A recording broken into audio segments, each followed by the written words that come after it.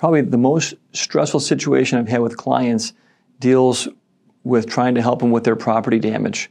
That is really the most stressful time. It's right after a crash. Emotions are running really kind of crazy at that point. You have an insurance company that's probably not being responsive, or when they are responding, they don't have good news, and you just want to get somebody's life back in order, where they simply want to get to work, or they want to be able to drive their kids to school, things like that. That's the most stressful, because you want to do something that should be pretty easy. You just simply get a car fixed or get money for a car so they can live their life. But because of insurance companies and because of the law, that's really, many times, it's just not fair. So that's so stressful, because I can go home and I can be with my kids and know that I'll be able to get to work the next day.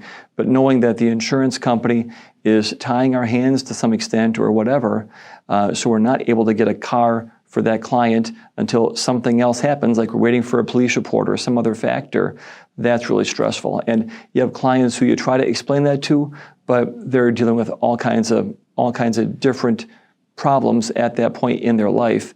And it's certainly something where we get a lot of grief from clients. We get a lot of stressful phone calls. But these are people who are in very difficult situations, and that's where we have to put our counselor hat on and be there for them and explain the process, hopefully. But certainly we get a lot of grief. We get a lot of stressed out clients who are calling because they just want one simple thing, and that's a car, or that's to get their car fixed.